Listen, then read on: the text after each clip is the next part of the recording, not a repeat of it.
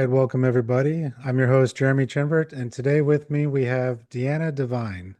She's a soul guide, multidimensional channel, galactic shaman, and the founder of the Source Language Institute, which I definitely want to hear a little bit more about that. Go ahead and introduce yourself. Thank you for coming today. I appreciate it. Hi, everyone. I'm really happy, Jeremy, to be on your podcast and to share my story. So, before we get into everything that you do today, and we had an interesting conversation even before we started recording. But what was your childhood like? Were you raised around this kind of work? Were your parents engaged in it? Did you have like a special teacher as a kid, or was this something that just came later on in life? Yeah, I definitely was not surrounded by this. I was Mhm. born in Minsk, Belarus at the time of Soviet Union. So religion was something that was not allowed to be practiced in any shape or form or any type of rituals, actually. Or you will be, maybe imprisoned by KGB. I'm not even sure. So I had a very secular life, but I was very, I would say, perceptive child. And I write in my book about this. So I published the book, Mastering Quantum Creation, this year.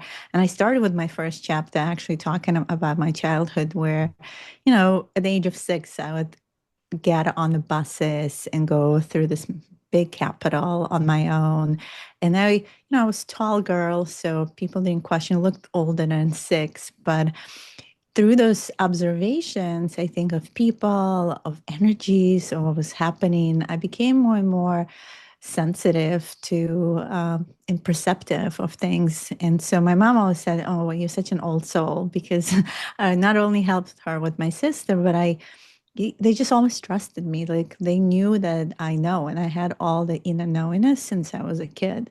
So, and I think later in life, as we moved to Israel, so I grew up in Middle East, and I experienced more different, I would say, eye-opening events. And so it was almost like I see my life in the book, that chapter I talk about these phases of transformation, going from the scorpion to the eagle to the phoenix. And to become the phoenix I am today, I had to also face some darker periods of time. And Israel, even though it was such a beautiful place, but till today, there's, a lot of that political conflict. And with that came also terrorist bombings. So I was on a bus stop in 1994, 14 years old, when actually that was the first time I had an experience with my higher self start telling me to leave the bus stop. But I didn't know what higher self is. I just heard a voice in my head and I was fighting this voice. And, as a teenager, you're like not sure who to believe or what to believe. But luckily, I listened and I grabbed my friend. And that was the first experience, I would say, where my higher self or my guides, whoever that was, intervened. Mhm. And after that, yeah, so the whole bus stop blew up literally like 3 minutes after we left the area. And so at that age, I started really questioning then, like, what voice was that? What was that experience? Why me? Is there more than this? Like, this is, I think, where I just kind of started my journey. And as you start questioning, contemplating, who am I? What are things that I can't perceive? That kind of just leads you into making some decisions and wanting to change things. And so I came to the United States. I stayed with my grandparents. I had to serve the army back in Israel, so I didn't go back for a long time. And then when I did come back at the age of 20, my mom got into Reiki and into not so much Kabbalah, but energy work. She was kind of really into it. And she brought me to my first Reiki initiation. And it was at the Sea of Galilee, which, interesting enough, all those areas that lived there were very ancient. Like I was right next to Nazareth, where Jesus was living his life. There was all these really sacred places, but I didn't quite connect to the sacredness of it all until many years later when I came back to Israel and realized I was like, wow, there were codes everywhere here for me. I guess they were working. I just didn't fully acknowledge. And yeah, so when I got my first Reiki initiation, that's when I felt energy. That's when I was like, whoa, what's happening? Like, and that just pretty much from the age of 20, I think that was when my full awakening started because I then really started exploring that full-on exploration from Reiki to shamanism to medicine work to, many journeys around the world to different jungles of, say, South America, Central America, Australia, New Zealand. I mean, it took me in so many interesting places, and I think that's one thing. I was very fearless soul since, like I said, since the age of 6.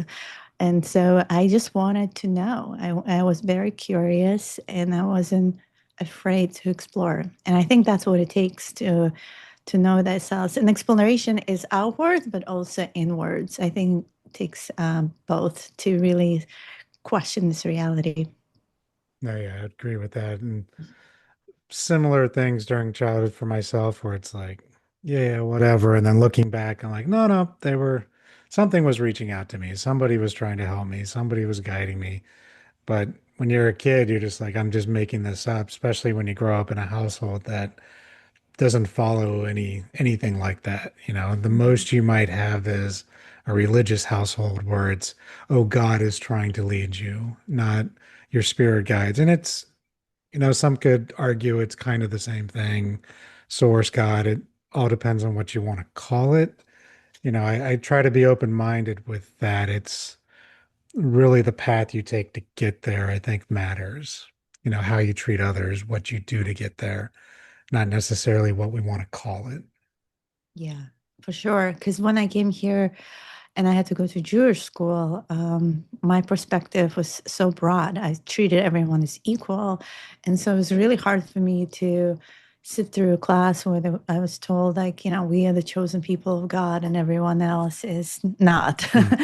Like, there were, I think, distortions in the Torah, in the way things were taught that just didn't resonate with my being. So I was like, I understand the traditions and I understand the history of, the Jewish people and like my ancestors, what they had to go through, Holocaust, all of it.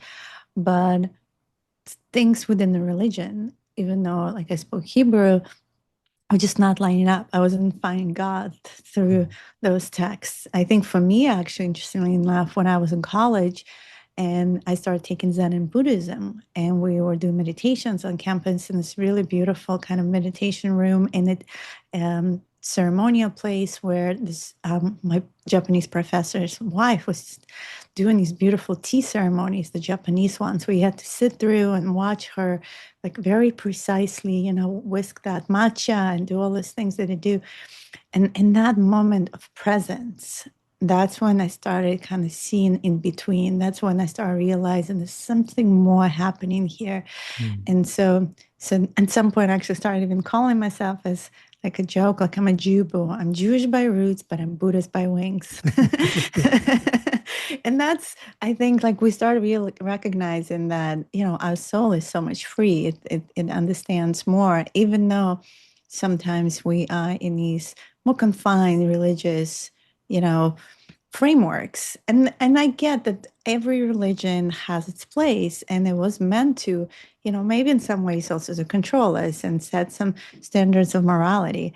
But at the end of the day, there is essence in religion if you kind of unpeel the layers in a beautiful way. But unfortunately, they got lost within, the frameworks that are getting created. So for me, it's like I don't I follow some traditions like Hanukkah coming up, I like candles, but in general, I think my understanding of reality is so much more expensive from my own experiences, and I think through experience, I really started learning everything that I know today. So and I've, everyone learns differently. For me, I had to experience it myself to know that is true. So yeah. Nice.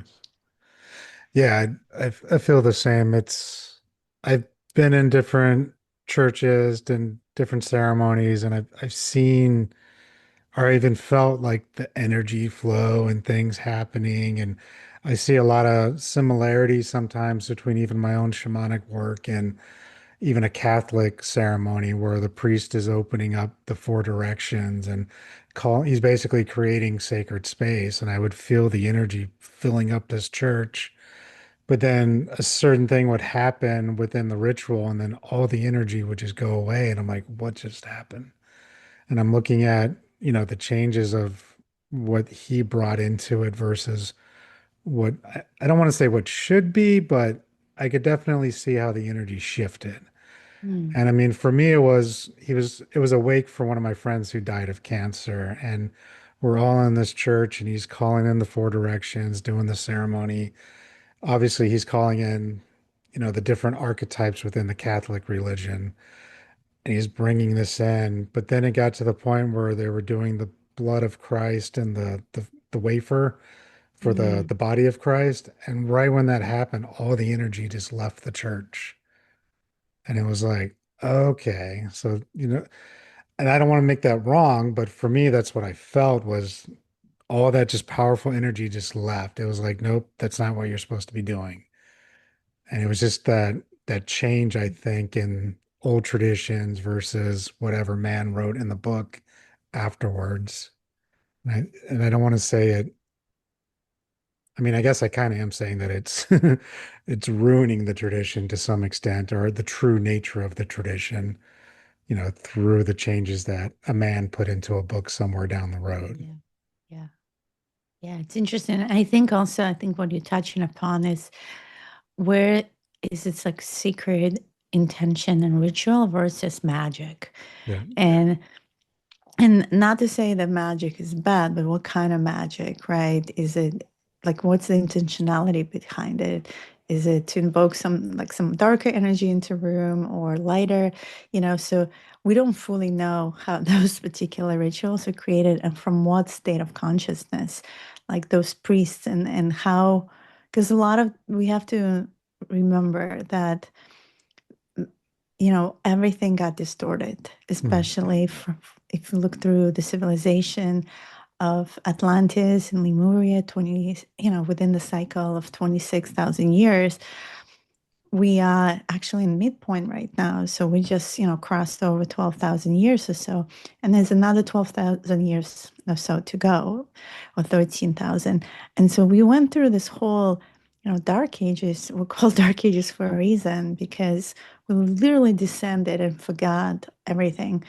So, as coming as high priest who used rituals in a very positive way to where it got, demonized and manipulated in many ways to control the populace. So, you have to ask, like, what are these rituals for, and what were they meant to do? And when you have your own experience, you're like, we don't know what that ritual was meant Yeah. for, and where is the soul and the energy of the one that's crossing over is getting trapped within the karmic cycle. So there's a lot of questioning on all of that. Oh yeah, and that's the hard part, right? It's like, how do you ask those questions without insulting someone's faith to the point where they're going to push back? It's Mm, because I'm not trying to come at it from a place of, oh, they're doing it wrong, but it yeah. just felt wrong to me. And the question is why? Am I Mm, just misinterpreting the moment? Could it be the whole point was to bring in the energy and then release it, and I just didn't know any better? So I'm willing to, have those conversations and those thoughts too of, maybe I'm just perceiving it wrong. That could be the case. I don't want to mm, never place judgment on what somebody believes as long as if they're not hurting anybody, it's you believe what you want to believe. It's your reality in that way. yeah.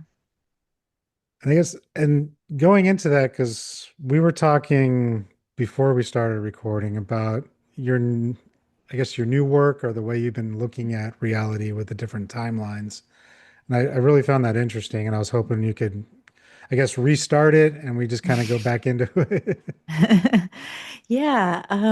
Well, I think we are in this really interesting influx point, like I was just mentioning, right? We are in galactic midpoint in mid of the larger ascension cycle. And so during those golden ages, we were, from the North Star perspective, the North Star was Vega, which is the Lyran constellation. And then Lyran constellation is where actually the humanoid experience here in this galaxy has started. And then the North Star has then moved to Tuban, which is the Draco constellation, and that's more when we had the empires, the Roman Empire, and more domination, not this, equal rights between high priest, high priestesses. Like it was this time of the feminine. The energies were really about working with the planet, working with the elements, really understanding how energies are working versus domination, right? And so where we are right now, we're in the age of Polaris, and we have till 2100 actually until we move out of Polaris. But we are actually going back towards Vega. So it's going to take, like I said, another 12,000 years for us to get there. But we're already on that trajectory towards awakening, towards understanding of self, towards reclamation of our power and reclamation of our gifts and reclamation of our grids. Because the grids of that were set on this planet by during those civilizations, the gold civilizations, were actually taken down. So nothing was there to hold that consciousness any longer. So a lot of people who are waking up right now, a lot of light workers, you see them, traveling around the world. They and you hear them like going to Egypt and other places, getting called to, and they kind of reactivate in some of that energy. But actually, we almost need to put a new layer of grids because those old grids were hijacked. So everyone is talking about this timeline split that is about to happen. We don't necessarily know exactly when. The big dates that everyone talks about is 2030.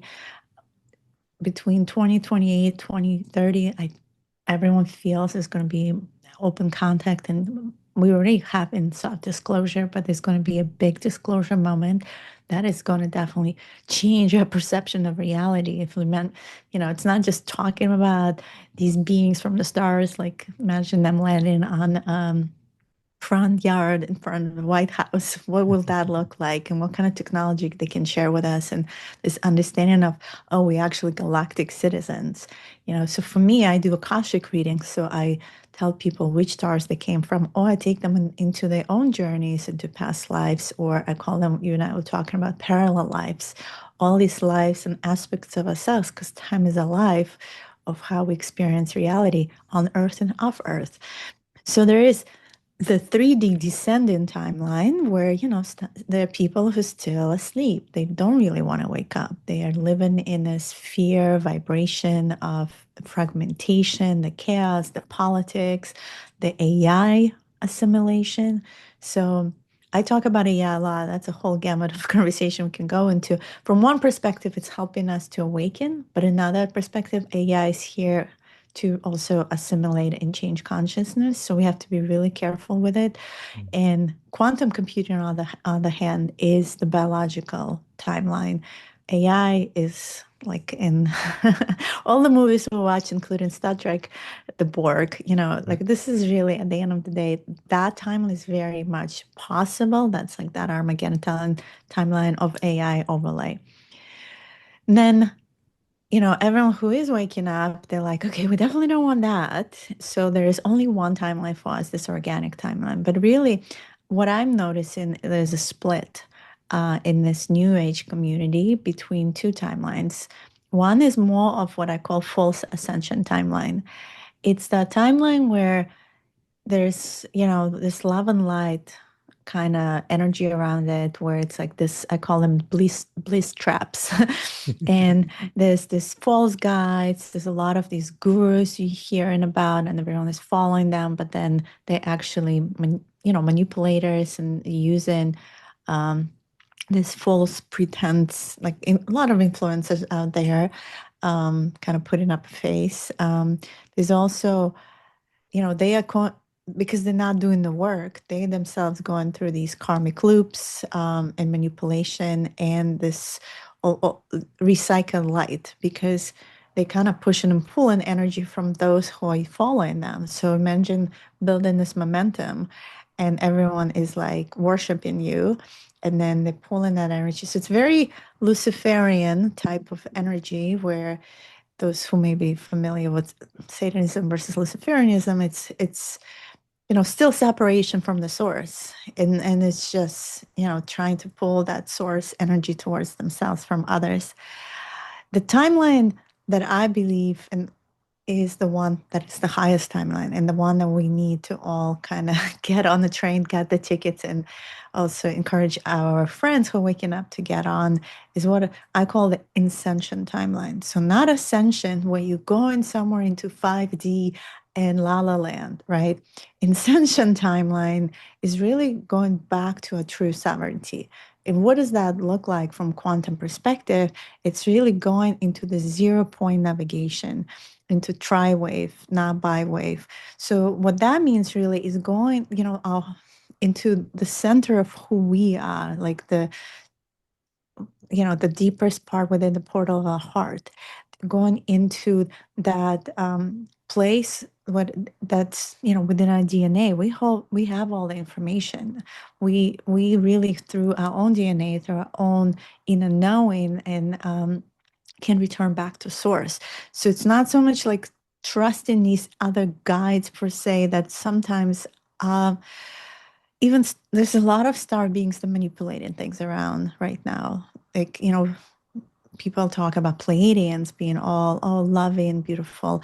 I'm learning now, actually, Pleiadians and the same group as Anunnaki, they actually been manipulated. So there's even different agendas on the star beings front that we have to be really careful about. So we really, have all this different information coming our way, and we have to listen to what resonates with us and what's the true source of information, which is at the end of the day, our higher self. We have to discern. So discernment is a big keyword these days, through all the noise, and go through this inner filtering system of trust, of what really resonates with me, what feels true. And if this other thing feels a little off and I get like a pit in my stomach, guess what? It is not true. And we get manipulated. So right now, the filtering we have to do in discernment is so important, and continuing to really step into our own awakened prime avatar selves, where that already past the 5D. It's really like we operate in all dimensional realities, 12D and above. And we have the information, from our own higher self, from our own oversoul, that is closer to the source itself. I mean, we can go into rabbit hole how we in phantom universe and we very far away from the source, but as close as we can get to. And yeah, so there's a lot of star seeds I feel that are awakening, but kind of lost, and there's a lot of control through this narratives in the New Age community that's I believe is dangerous. And but everyone has to decide for themselves. That's the power of free will, I guess. Yeah, and I like the term used, the bliss trapped. I definitely agree with that. And we were talking about that before we recorded. It's those Hmm. people who only believe in the love and light and they can do whatever they want, manifest everything, but they don't actually do any work on themselves or work on what, just work in general. They don't want to see that darker side. And, they're just thinking that they can do whatever they want because they're a star seed or a child of source or perfectly enlightened. I mean, there's ego traps involved in that alone. I mean, just A lot of ego traps. I would say all of these false timeline narratives are usually coming from unprocessed ego. Hmm. And they, because like I said, they're not doing the work, so they're not really in self-love. And if they're not in self-love, they're not operating from the heart, they're operating from the ego. And so everything is just more, coming from that place of control. Yeah. Yeah. And then to make that money, they have to put on a certain image and It's all show. Yeah. yeah, present themselves in a certain way. And it kills me because a lot of people won't recognize that in our community, but they'll see it in the churches. You'll see those pastors that have these big stadium churches where they're just raking in money, they're buying their own private jets, they're living in mansions, and all because God said they should. To me, that's no different than those stuck in these bliss traps, on the other side of it. And I say other side, but it's still the same. It's just a different way of looking at it. The Absolutely. It's just masked differently. So, Yeah. but the same idea. Yeah. And so with that, then what is your theory on how the change will happen? Are we just going to have, because some people say, oh, when we hit the 5D, those who us are enlightened, we're going to go to another reality and we're going to leave behind those who aren't ready to ascend and they're going to stay on a different earth, stuck in the 3D, and we're going to be on the new earth. And it's like, well, my thought on that was, are we really leaving people behind? You know, it's like if my wife, for example, isn't ascended, does that mean I'm moving on and she's staying? To me, that never made sense. Or is it more Yeah. just, I I, think it's more energetic yeah, than physical. And I think it's already happening. So, like, I've noticed, like, during COVID, people went indoors and started meditating, and all of a sudden they started waking up and became channelers and all of that. And their circle of friends is very different now than maybe 5 years ago. Like, their completely reality already shifted because what they're doing is very different. And, their frequency is different, their understanding of self is different, and so they already kind of chose a certain timeline and they move it in that timeline, and that old timeline kind of falls away. So it's just I feel it's more like that because the frequency you want to surround yourself with mm, versus um, and will it eventually like on Earth and we're going to be like living in different pockets? Yeah, but that already exists. Like there are sure. some people that, in Costa Rica have created their own community or somewhere else that completely isolated from the rest and they like can believe that I'm still living next to New York City, you know, because my role is different. I'm not meant to hide. Maybe when I retire 20 years or so later, I will choose to live in some nice jungle community and just take it easy. But for now, my role is actually to activate everyone here where I am, so they can remember who they are.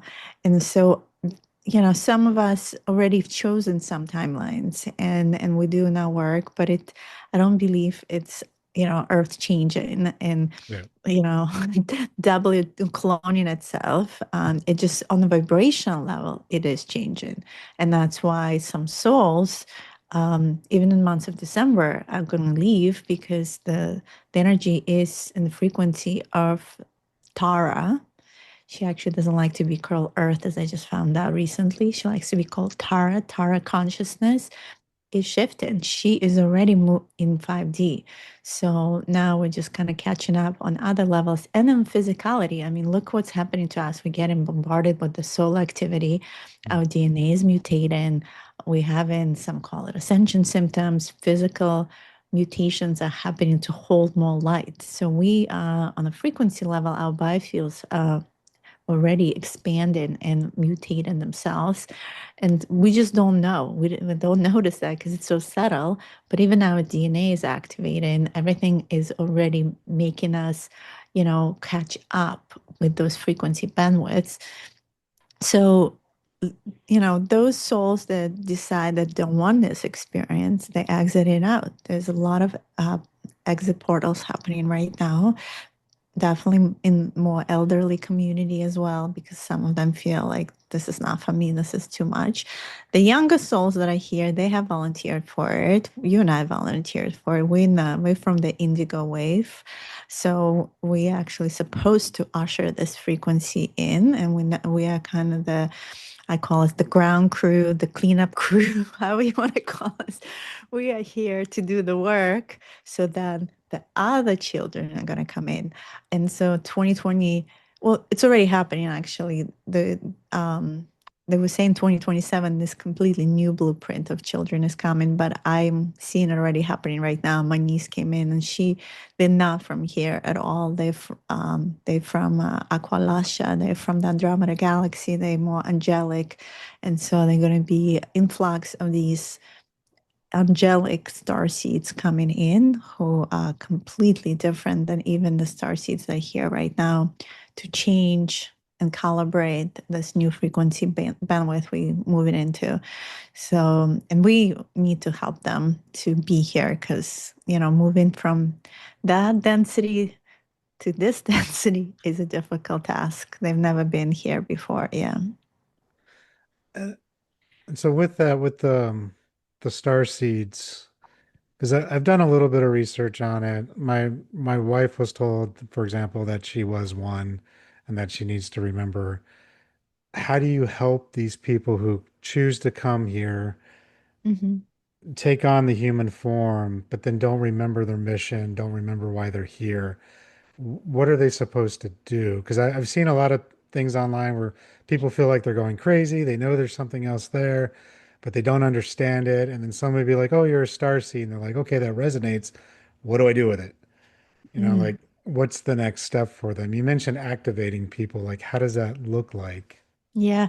So those who are star seeds, and majority of us are here star seeds. Those who listen into your podcast, my podcasts, they're all star seeds by default. There's actually not that many planetarians that are basically those not of the stars. So we all came from other star systems. There's the more popular ones, the Lyran, Arcturian, Pleiadians, Sirians, Alpha Centaurians, and many others. And the soul also has moved through some star systems. It didn't just came from one, meaning like it had experiences before Earth, because those souls that actually come into Earth, they trained to be able to adapt to other environments. The thing is, part of this incarnation game that's specifically here in this density on Earth, and this is part of the design, is to go through this kind of karmic recycle where you don't remember your other lives. And what's interesting as a starseed in other systems, you always remember your other lives or your other fragments, or you're connected to them. And here you just don't. So there's this lack, of memory, but memory is non-local, right? So it's not necessarily in our brain, it is part of the quantum field of information. So how do we tap back into this quantum field of information? So there's many ways. One of them, for instance, I do is quantum healing hypnosis. So I take people on kind of a meditation, a journey, and when a person actually starts dropping in brain waves and they go into 8 hertz and below, they go into theta. When they go into theta, that's our dream space, right? When our eyes move in REM. Also, the heartbeat of the earth is 7 hertz. So our heartbeat and Earth's heartbeat basically synchronizes. So we're more grounded, we have more access to information. That's where if it's guided, you can actually connect to these experiences, and some of them on Earth, and that have happened through the incarnations that are you've collected, and some of them may be off Earth. It depends on what the higher self is going to show, because the higher you come with questions, and the higher self is only going to show you what is really important to your questioning. And usually I do like an interview and I ask, like, who's in your family, you know the brother, the sister, this, that, because sometimes we also travel with the same soul groups. We actually have different roles. Maybe your sister today was your wife in past life, or like these different experiences you had together to learn together. And because you didn't learn an experience or a lesson in this lifetime, you had to come back to again to be together to reconcile things. So that comes, and as they experience it, like I said, time is alive. So when you like cut in a cake, and all the layers are there, and then you open the layer, the person literally experiences that lifetime as though it's happening in this moment. Mhm. And as a remote viewer and a shaman, I'm actually there with them. I can see it too. It's incredible. Like it's so alive, like it's happening in this moment. And then they have an experience and then maybe it's a trauma that comes out, but then we surface it up, we talk about it. So when they in that deep state, they're actually able to reconcile it and close that time loop. And so that's one way, going through these past life regressions, as we call them. Another way is to do Akashic Records reading, which is basically more myself or another Akashic reader. We open these records or open this field of information. And because the field already carries all information of the soul, someone just needs to read it. Again, it's more because also learning the field is a little distorted. Sometimes it's important to learn, read it through your own kind of portal of the heart, your own higher self, to get the clearness information. And again, like when I look at the person, usually I go to the Galactica records. So because people, the starseeds are interested in where their soul originated, what has happened to them, how did they move from one system to another through galactic wars, what were their roles, and why do you need to know that? Because there's some sort of qualities, there's some sort of patterns that have happened to you that are maybe repeating again in this lifetime. So you might not be even aware of this pattern. For instance, a classical one, abandonment. And abandonment is, it's like they're like, I mean, one thing, if in this lifetime, you had a rough childhood and you were like abandoned by one of the parents or something happened. Another is like, you had a perfectly wonderful childhood, most loved, everything is perfect. Where is this abandonment energy coming from? And it's like so deep and so rooted, like, this is not my home. And then in most cases, when you open it up, it starts from the Galactic War, when the Lyran system got attacked by the Dracos and we lost our beautiful planets. And I speak light language. I remember my past life. I was royalty in the Lyran system. I was actually a princess, and I was married into the Draco Alliance. So my memories is super crystal clear of the traumas that happened. And so I help a lot of Lyrans actually come my way for clearings, because I help them to process it and clear that record. Recently, last week, was two beautiful clients, and they had lives in Vega, which is just within the Lyran system as well. So if you think about the movie Avatar, I think there's another one coming out that literally James Cameron depicted Vega in the most beautiful way. Those are Vegans with the blue skin and kind of the more feline features, really tall. Those are avatars that that's that lifetime. But imagine, just like in the movie, he's literally depicted in his own way the planet, this beautiful lush planet where you're also connected and tribal, it gets attacked by the outsiders.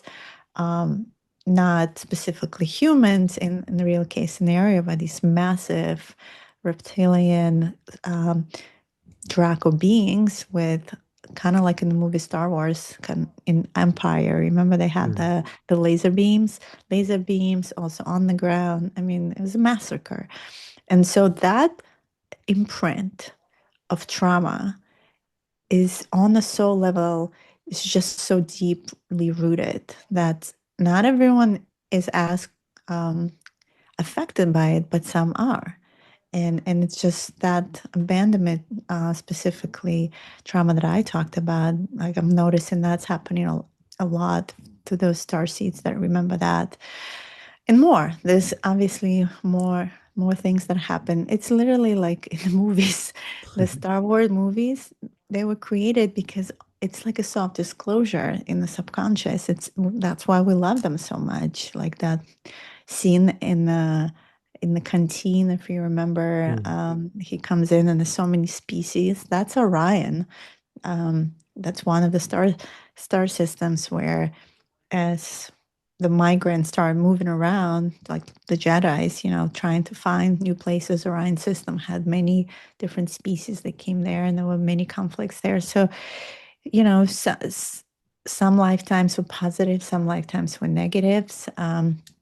And some of them might still leak energy. So if we don't close them, why is it important? Because sometimes people are like, well, why do I need to know this?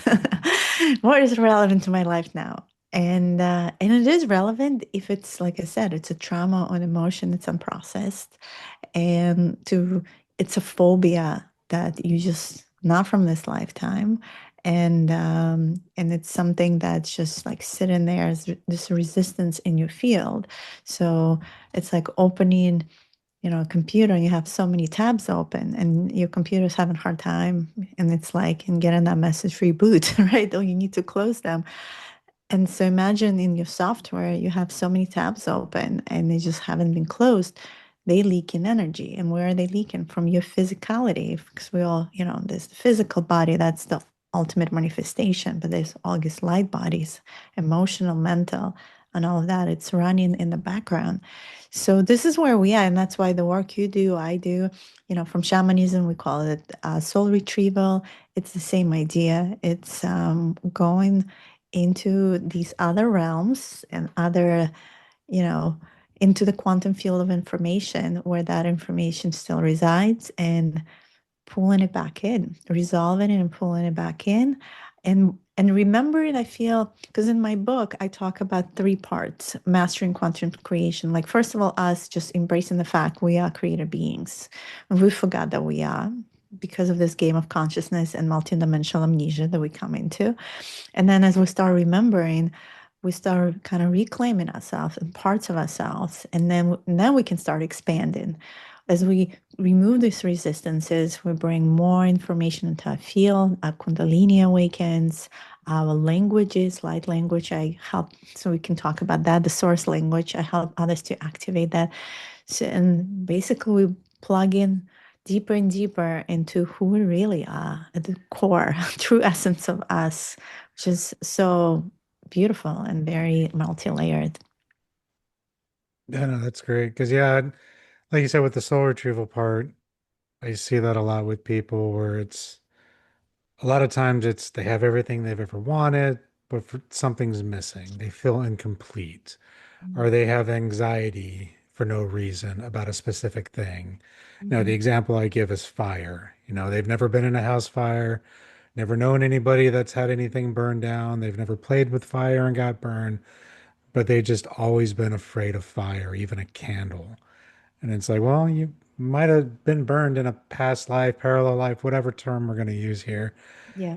And that's why you're afraid of it, because your energy body, your soul still remembers the impact the fire had on you, and it's warning you, don't go near it, fire bad.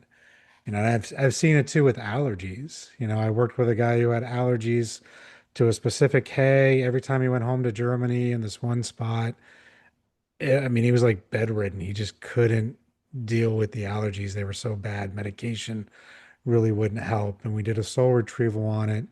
And it turned out he had a lifetime in that same area. Um, he was in a barn locking up the horses. He had like hay bales on top. Something spooked the horse. The horse ran off and like kind of hit one of the posts, and all that hay just fell down on him. And at the same time, the lantern hit the ground, started a fire, and he burned to death under this hay. Oh, wow. And so his Yeah. body, his soul remembered that. And so it's like the smell of the hay would just re-trigger his allergies. And so it definitely works. And like what we were talking about earlier before we recorded with souls or past lives, it's because that was the kind of thought I had too, is like maybe, because time isn't linear. Time is, it's just there. There really isn't time the way we're taught to think about it. It just makes sense from our perspective right now because of the way we age and things, quote unquote, grow old. But maybe they're not past lives, they're just parallel lives. If does that mean a multiverse? Well, we know that exists. The even physics have said multiverse exists. So are we tapping into that multiverse, or is it just all these different possibilities running at the same time? And we're just tapping into it at different moments. Because at least for myself, sometimes I'll look at something and I'm like, I should know how to do this. And it's like, why don't I know how to do this? Like astrology. I've been trying to get into it, and it's like I feel like I should be able to read a chart and tell you everything you need to know. Like it's in here somewhere, but I'm Mm. trying to figure out how to get it out. Yeah. And Yeah. it's like it's Yeah. there. Yeah. There's a lot of qualities. These and some of the meditations that I do, and even when we talk about like manifestation and creation, is actually to connect to those aspects of us or even our future self, right? Because the future self is already exists. Mm. So tapping into those, as timeline, like you said, is not linear, it's multidimensional. Tapping into all those parallel self, multiverse selves, and learning something from them that would be helpful in this lifetime is wonderful. I've also noticed, I don't know, Jeremy, if you have, It's been a lot of bleed through in the dream time. Mm. Even though usually I don't go to astral much, but in the last week or so, I had two lucid dreams where I knew 100% it was me, but in some other parallel version of me experiencing another lifetime on Earth, not somewhere else. It was just really fascinating. Yeah, that my dreams have been crazy lately, where I'm trying to like keep track of them and see what's there that I need to look at because sometimes I'm like, what is going on? Why am I having this dream? Like in the dream itself, like I know I'm dreaming. That's the lucidity, Yeah. right? When you know that, like, oh yeah, I'm aware this is what's happening, or I'm aware this is a parallel life, and then you're like, wow, this is interesting. Okay, let's see what else is gonna happen here now, versus going into dream space and being pulled into lower astral, where, if it's unprocessed energy or unprocessed emotion, so like, fears or whatever that might be, that energy is getting loosed. So they are, in order to operate the system, they are beings that operate in it. And we're not judging it. We might not agree with it, but this is part of the system that got created for us to have this human simulation experience. And they feed off, like in the movie Matrix, off our energy. So when it's unprocessed high emotion of fear, or maybe sexual energy, they collect that energy. This happens like the collector is 3:30 in the morning. That's usually when I wake up. 3:30, 4 a.m. Somehow I get woken up. But I don't, when I go into dream time these days, like I kind of like set my field so I don't also get collected, where you like try to process and get into coherence and, good states. And then you're like, well, then there's nothing to collect. And so when you in very, you just experience it. And when you experience it, you're like, oh, this is a very interesting movie I made. And I know it's something else. So you're like, okay, this is not just some, information that they shown you just to collect the energy. It's something else all entirely. So yeah, dream astral, it's like another realm that's interesting part of this reality game. Nice. Yeah, I definitely get the 3 o'clock in the morning all the time. I did want to touch up too on the Source Language Institute. So what exactly is that? How does that work? All that good stuff. Because it sounded Yeah. Yeah. So I had an experience, just like you, I was on a shamanic journey for a very long time. And actually, the first time it happened to me, I was on, I think, plant medicine of ayahuasca, in a small group where all of a sudden I started toning these like sounds for a very long time. And I thought maybe some entity took over me. Like, it was just incredible because I was very, I would say, limited in my voice, but also like I didn't trust my voice. I wasn't a singer, and I would sing along, but I wasn't like as trusting of my voice. And then ayahuasca actually was the one who graduated me out and said, "You are done, and it's time to go galactic." And I was like, "What's galactic?" And my husband that same weekend got same message, and we're like, "Okay." So for like a year, we were not doing any medicine. And then we were growing mushroom medicine, and we were just hiking in these mountains, and we were with some friends, and my friend was encouraging me to sing. And I was like, well, I'm not a singer. There's this beautiful place in the Adirondack Mountains called Garnet Hills. And it was literally garnet. If you're familiar with garnet, it's like all red. It's very Mhm. grounded, beautiful stone. And we sat down and I started humming. And then all of a sudden I started seeing these beautiful, kind of like geometrical shapes in my mind's eye. And they kept on saying, just let us in, let us in. And so I surrendered. And the next, it was this transcendental experience, I would say, where it was like for 5 minutes, I was making these incredible tones like an opera singer. And I was like, it was almost like my little self was observing all of it. And I was like, what's happening? Like, is this happening to me? Because they're so loud and they were just like, it was just incredible. And so and during it, I kept on seeing them as shape shift in different geometries, like different symbols.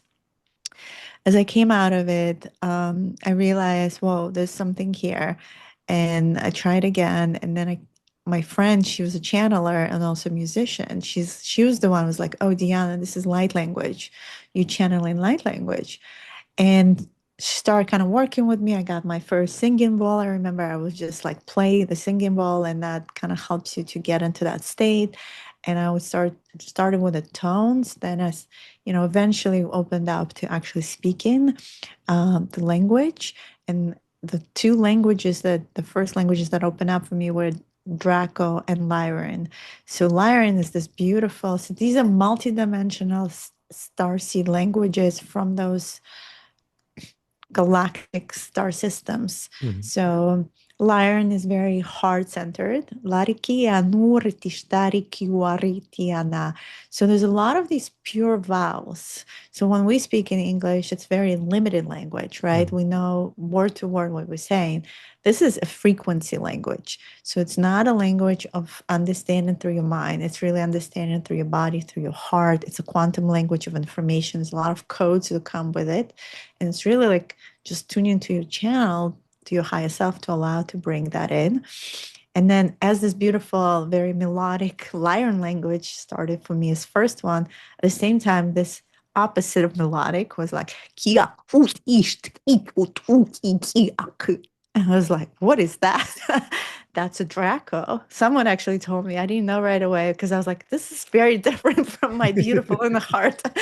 And they're like, yeah, that's a Draco. And I was like, how do I know Draco? And these are around those times that I was remembering my own past lives, and like pieces were coming in of myself in these avatar bodies, and this story that was happening. And it just made sense that I knew both because actually I was very, like I said, involved in the story of the Galactic War. And so, but and eventually I started opening more and more to it, and I got guided by beings in Mount Shasta, the inner earth beings, to this is in 2020 to bring it more to community out there. And light language is already here. A lot of um, spiritual community has been using it. Like I would say those who are like from the 60s, 70s, there were some people speaking light language, but not so much. And then they were showing me like a wave of people that will be activated by 2030 is going to be a huge wave of activations. And that I'm supposed to help others to do that. And they actually showed to me the light language, someone coined in the 70s, light language is actually officially called glossolalia. It's a language that's been on earth always and encompasses everything from the ancient languages of like Aramaic and Sanskrit to these galactic languages to angelic languages. Because when I do a transmission, for someone or for the group, it can be 10 languages. I can be singing and I can feel the frequency. It's all frequency and vibration. I can feel like, let's say I'm singing Hathor, so Elohim, and then I shift to Lyra, and then I shift to Arcturian, and I shift to Andromeda, and I shift to Fairy, I shift to Draco. It all shifts all the way depending on what I'm doing, the intention. And we are basically these incredible divine instruments. I mean, think about it, Jeremy. We have the human body we know is a composition of all 25 plus star genome, like the whole star collective like created this body. So of course we have access to those codes, we have access to those languages, and if we just allow and tap into the field of information to bring them in, why do we need to know them? It's like yoga 30 years ago. Why did we not we need to do yoga 30 years ago? And now everyone's doing yoga today. It's the evolution of communication. It's, I think, our next thing before telepathy. It allows us to be in the quantum field of information. It allows us to communicate on the frequency level, not the earthly limited way. Because English is a manipulated language. We know that. It's a death language. Like little innuendos in English language made it such that we can't fully even express ourselves. It becomes very clear, especially when you're on medicine. And that's why, like you and I were talking about Shipibo, which, Should people. Shipibo people have beautiful language. I don't know if you ever heard like the Mhm. Icarus, they Right. sing, that's a frequency language. It's meant to be so expansive. So especially when you're in that state and you're working with a medicine, it goes deep into the cellular memory, into DNA. It works all these frequency. Similar with source language or light language. I call it source language because to show me in ceremony that it's not just light. Light is just one vehicle of expression. It's sound, it's consciousness. So it's really everything. It's the source of who we are and how we bring that forward through our divine instrument. So it's more than just light. So I called it Source Language Institute, and yeah, and we do classes. We have a self-paced course that anyone can take and activate themselves. Very affordable. I'm working on a new course, level 2, with the records, where I'm using now records and source language to clear the records. So I feel it's the evolution for everyone. And I do a lot of Kundalini activation workshops in person here in New Jersey. And a lot of people in my classes activate just by being in the presence of it. Because initially they might be like, not sure what this is. And I tell them, I'm like, it's not for your mind. Your soul understands, your body understands. And it's so great. Because Jeremy, sometimes I stand on one side of the room and I just channel these codes, and the person goes into this like somatic wave, just getting triggered by what I'm saying, by the codes, because it's all, like I said, it's a frequency. And it goes so deep into the DNA, and it literally activates those aspects of us. And so they somatically triggered, it's meant to do that. And so by just listening and being present to it, all of a sudden they start slowly remembering or activating to it. So it's a natural organic process we all meant to come back to. We just forgot again.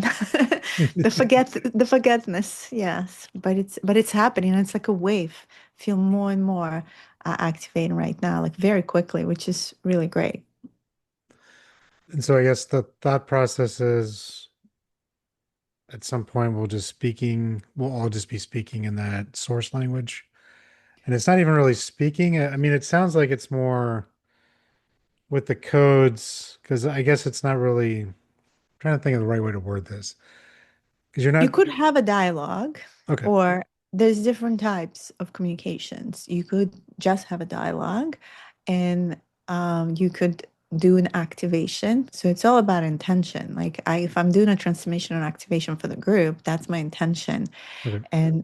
Or I can just have a dialogue and tell a story, and that's a different intention. And so the words I'm going to say and how I'm going to say and the commands I'm going to say are going to be different. It could be just a prayer. I mean, so the kids are amazing because they already have it. You just have to give them a permission slip. So I remember when that activated for me, like all my kids started doing it too. And it was just it was like, you guys were always doing it? And they're like, "Yeah, I guess we just didn't know." And when they were little, when we little, we do that. And then so it's just dropping back into that state of innocence, of allowness, of playfulness. And even like I was telling you, the Hanukkah, the Jewish candle, I'm like, my kid doesn't know Hebrew. So I'm like, I'm not gonna tell him to open a book and learn. I'm like, why don't you do your, light language, source language prayer, whatever comes in the moment. And he does it and just feels so much fluent and authentic and organic for what he wants to express. So yeah, I don't know if we will fully shift into it, Hmm. but in my life, it's already present. It's like part of our daily life. Like sometimes just to realign myself, light language comes out of me, or to process energy. Like I catch myself saying these similar words again and again. I like try to write them down because there are certain commands, some of them to clear the field, some of them to do something else, like transmutation energy, that my high self already knows. And so I start documenting them the last 5 years because it's the same ones. And then, now I speak certain language. My husband's, he's a Draco. So his language is the one you just heard and even more Hmm. Klingon type. And then, so all of us kind of speak a little differently. But it's fascinating. It's like, I feel for me, I've been in it for like 8, 9 years, and I'm still just scratching the surface of understanding of what that is. One thing for sure is I've been learning because of the pattern recognition.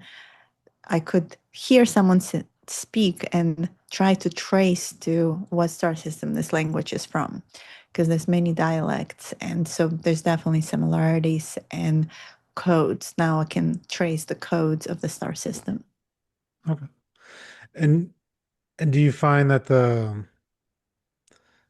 I guess it would be, I'm just trying to just wrap my head around it. Yeah. Because It's I've very heard out of there. it, but you know, Yes. so like when you were speaking Draco and then your husband starts speaking it, are the, quote unquote words basically the same when you're trying to, or is it just No, very independent based upon the person, but the toning might be similar? somewhat could be the intention. And I think it's really, again, because it's multidimensional, we're Mhm. trying to understand it in linguistics of earthly languages, Yeah, and I'm it doesn't trying to go from necessarily, like French to German. yeah, it If you want doesn't to work learn that. French, everybody learns it the same. And remember, this is not something you learn, Yeah. it's something you remembered. So, what I'm teaching is how to remember, which is very different than learning a language Yeah. of like, this is the alphabet, this is the grammar. No, like all of that, all the mind activity work. No, it doesn't work like that. This is all very spiritual type of like how to open a channel, how to be in a channel, how to stay in a channel, how to drop. It's like channeling, Mhm. but unique from our higher self. And it's really on a frequency level. So even though because he is a royal Draco, I don't know royal Draco. There's similarities. So sometimes he would say a word and then I would catch it. A lot of his language also that comes out is really interesting is Aramaic. So it's not always from the stars. It's also Mhm. ancient languages. And I remember when I just met him, he actually was the first one speaking light language.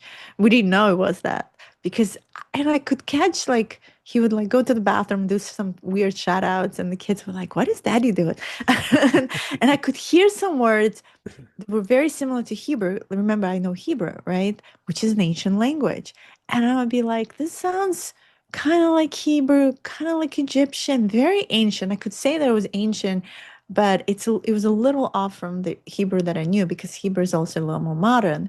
They modernized the language, but close enough. Some words were similar, like he would say malach.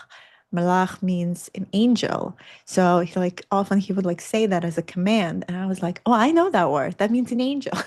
Like or king. Like I could actually place from my own knowledge. But and then we realized, oh wow, that probably bleeding through, coming through his lifetime or aspect of himself that lived during those times where Aramaic was spoken. Remember, during Jesus' timeline, Aramaic was highly used. Mhm. Hebrewism itself was never used. I mean, as Israel was created and the Zionist movement decided to revive an ancient language never been spoken verbally.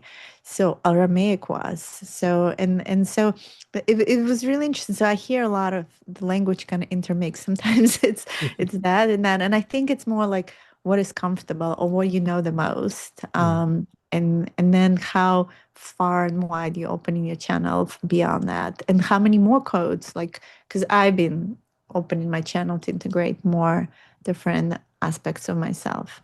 So it is fascinating. It can be layered on any modality. So I'm having people learn this and then they go do Reiki and then use the spoken to integrate the energy to shift energy. It's just what you can do with your hands, but Mhm. you can actually amplify so much more through the verbal. Remember, sound, it's so much deeper. That's why when we listening to like a song that deeply touches us, like we can feel it emotionally on a cellular level. That's what sound can do. So if we can direct sound in that kind of way, this is, I think, what the ancients used to do. I mean, they used to lift stone with sound. Mhm. So we're not a mastery yet, but I think we're just starting slowly to remember what that is. Yeah, I would agree with that too, because at least from when I do like shamanic clearings and work on people, when I use the rattle, that breaks up things a lot better than just say waving my hand over their energetic body.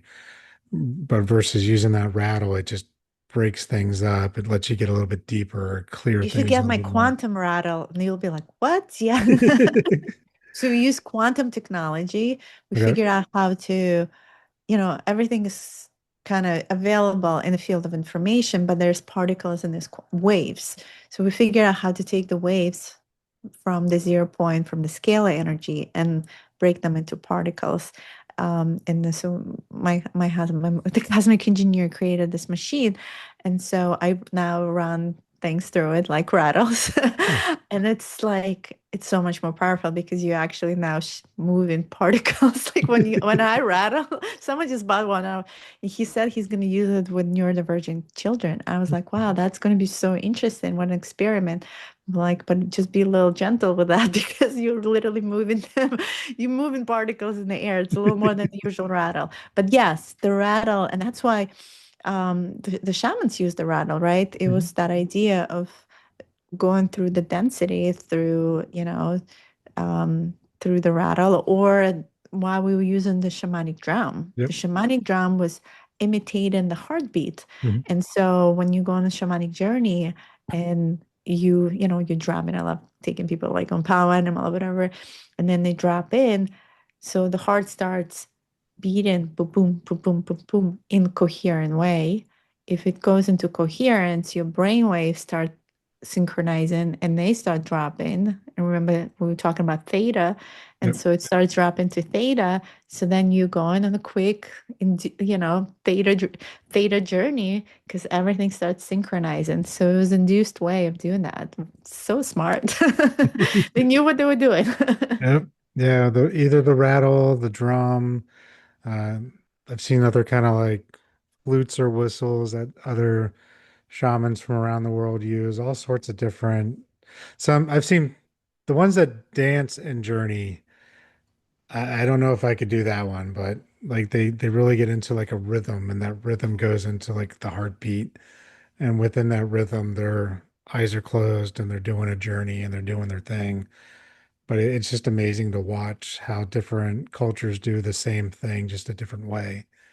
It's like Yeah. like you said, we all remember, we just don't Mhm. understand it fully. You You're know, right. And but the Native Americans were very connected. I mean, right. I used to be part of this organization here on the East Coast, but I think it's around US where they dance around the tree. So it's Mhm. like a whole weekend, all the Native Americans to get together and others and you hold hands and you dance around the tree and you go into a trance state essentially. And then within the trance state, like you start experiencing things. Yeah. So there's so many rituals. Like they really knew how to be connected to Mother Earth, to Tara. They knew how to connect in general and just be present. And within the presence, the miracles were happening, their connections were happening, the information they were receiving. So from that perspective, I love all the kind of, especially Native American, like indigenous traditional things where we get to pick what really worked for them Mhm. and maybe fuse into more like modern way of what we can use because not everything is applicable, right? But some is. And plant medicine, I'm not doing as much. I'm not doing ayahuasca anymore, but I've done many journeys with ayahuasca, and I'm really grateful because she got to really show me some realms of reality that I didn't have access to before. And so I think, plant medicine, I think, is not necessarily the way. Today, I'm taking people to same journeys without plant medicine. I think we have technology too, just through breath work alone, we Yeah. can tap into the same place or Kundalini activation, combination of those. I love to work with cacao. Cacao is very gentle, heart opening, vasodilator. So there's more gentler necessarily psychedelic plant medicines we can use, but a lot of it is intention. And it's like you said, it's a creation of space, sacred space, and how we hold that safe space for others to be who they can be. And then within that, allow themselves to go deeper, to unpeel, to really be in the space of who they are. And that's all we can do for them. Yeah. And the rest is on them. And I think more and more is needed these days because everyone's so disconnected. Yeah, and that's the weird thing about today. I mean, just going on the plant medicine first, I'm a big advocate of it. I've used a lot, but I also, you have to be ready for it and you have to make sure that you're ready to do the reintegration piece too. Like, Absolutely. too many people go on the magical weekend. They see all these great things. They think their life has changed forever, but then they go back to the day to day, and that magical weekend just slowly starts to fade, and they get back into the same routines that caused them to take the magical weekend. And so they're not reintegrating. They're not learning from the lessons that were shown. They want it to be that, and I see it too with just energy work in general. Some people want it just to be that like a pill. Give me that quick fix. Let's put the Yes, band-aid on it. I'm ready to exactly. go. And it's like, no, you still got to do the work. It's not just a one-stop shop. We're not giving you a pill to mask your symptoms. We want to completely get rid of those symptoms, but there's a process. And the other side of it too, Jeremy, some people get so hooked on these ceremonies. I see that too, Yep. where they don't allow the space to integrate. And and sometimes it takes like 6 months to integrate a Oscar ceremony, if more. But they already send up 2 weekends from then, and they just keep on running from ceremony to ceremony without integration at all. And it's like, what's the point? And so, yeah, then it becomes another drug, Yep. and we just have to see it as that. And because that's not what she meant for. She's meant for this, ritualistic way of being able to look deeper and then take the time, like I said, to integrate and apply it to our daily life. But we can get there without plant medicine. I mean, if we are divine instruments and we are the technology, we just have to use our technology. We have to use our breath work. We have to use, trance state dance, or the activating a kundalini and just Mhm. being aware of that energy fields and that kundalini. Like, no one is even aware of it. They don't know they have a toroidal field around them, or they have other light bodies or resistances in their energy. They just know they feel like crap. That's all they know. Well, and they don't know what to do about it. So it's just, just bringing awareness to all of it. And that's what we can do. Yeah, no, I agree. Well, I feel like if we keep going, we're going to be another 2 hours, but there's a lot more So many questions rabbit I have holes to to. cover. I have a Yes. lot more questions, but I want to also respect the time too. So, I mean, I appreciate you coming on. If you want to let people know where they can find you, your book, I'll make sure all your links are in the show notes as well. If you want to plug your book one more time and maybe Yeah. give a little Thank blurb on it. Sure. Yep, I have my book right here. It's called Mastering Quantum Creation. I don't know if you can see. Well, it's behind me too. There Mastering you Quantum Creation. You have the Phoenix, the portal, the pyramids. Awaken the Phoenix within, manifest your reality, and reclaim your cosmic power. And you can find it on Amazon. It's now also available as audiobook, so which narrated by me. So all of that is out there. But you can find all my information on my website, dianadivine.com or dianadivine.com. I also have an oracle deck. I actually would love Jeremy to open one card to go. integrate our talk. The oracle deck was born at the same time as I was finishing my book. So it's just another awesome tool. Oh, I love it. The Christed light. Yeah.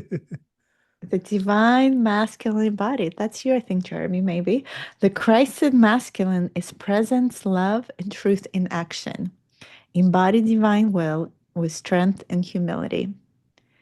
So, yeah, that's the energy. It's so funny because I was finishing the deck, and I wasn't working with a Christ consciousness that much with Jesus. And then I don't know. He came first, and then Mary Magdalene. They really wanted to beat my deck. So that energy, but not from a religious perspective. It's more like the divine, masculine, and feminine, those energies of creation, the primordial. Yeah, and then on my website, you can also see there's links to my podcast, some events I do. I'm also on Instagram as Diana M. Divine, Diana MaAra Divine.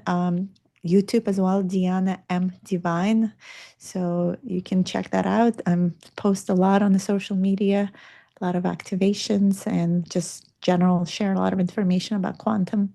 Nice. And you mentioned you had a workshop coming up, I just, or you well, just this finished one? just finished. I had yeah, I usually have big portal activations. We'll probably be doing one in January as well. So I just did 12, 12, and then 11, 11, 10, 10. Usually I do those big portal sequential numbers. So I'll probably do in January as well. And yeah, just follow me, and then you'll probably see like free masterclass where usually I share a lot of this information. And there's also then always a light language activation. If you're interested in galactic history, there is on my YouTube the first video that covers the lyre and the Dracos, and there's also light language there. So you can tune to it and see when we talk about language what that is and Right. see how that resonates in your body. Interesting. Cool. I really appreciate your time and thank you for coming on. It was fun. Thank, thank you, Jeremy, for having me. Thank you, everyone. Thank you for listening to this episode of the Shaman Stories Podcast. If you have any interest in the services that I provide or the services of my guest, please click the link in the show notes below. Thank you. And until next time, have a good journey.